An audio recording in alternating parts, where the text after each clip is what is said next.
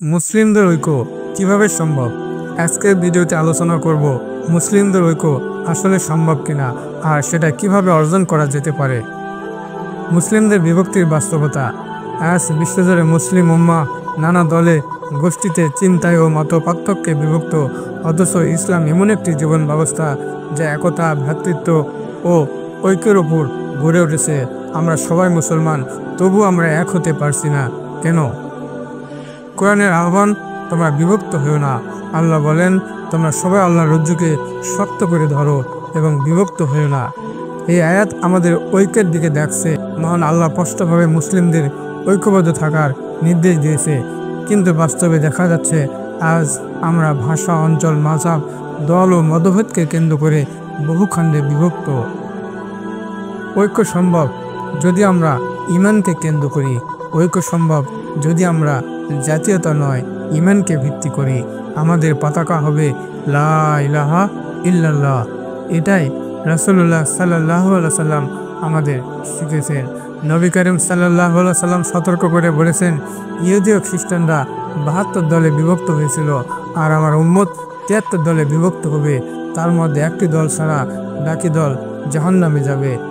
এই হাদিস মুসলিমদের ভিতরে বিভক্তির পূর্বাভাস দিয়েছে, কিন্তু সেই সাথে একটি দলকে নাজাতপ্রাপ্ত বলে উল্লেখ করেছে, যারা রাসূলুল্লাহ সাল্লাল্লাহু আলাইহি সাল্লাম ও সাহাবাদের পথ অনুসরণ করবে। মতভেদ থাকবে, কিন্তু ভ্রাতৃত্ব বজায় রাখতে হবে।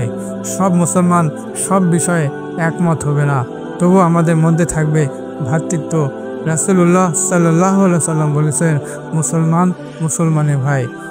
অন্য মতে মুসলমানকে ঘৃণা নয়, শ্রদ্ধা, হিকমা আর দাওয়াত দিতে হবে। নেতৃত্ব ও শাসন ব্যবস্থায় ঐক্য চাই। আজকের শাসকরা উম্মার ঐক্য নিয়ে ভাবে না, তারা ইসলামের নেতৃত্ব দেয় না। হযরত হাইসুল আশারী রাদিয়াল্লাহু তাআলা আনহু থেকে বর্ণিত, নবী করিম সাল্লাল্লাহু আলাইহি সাল্লাম বলেছেন, আমি তোমাদেরকে 5টি বিষয় নির্দেশ দিচ্ছি, যেগুলোর ব্যাপারে আল্লাহ আমাকে নির্দেশ দিয়েছে।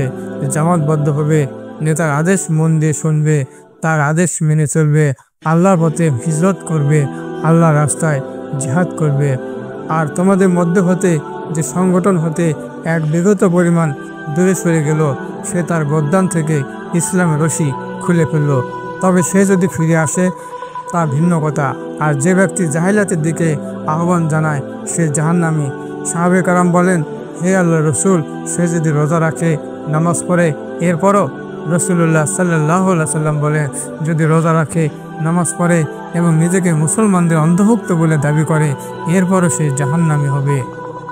আমরা যদি সত্যিকারে ঐক্য চাই, তবে আমাদের দরকার ইসলাম ভিত্তিক নেতৃত্ব, যে কোরআন ও সুন্নাহ অনুযায়ী উম্মাহকে এক করবে।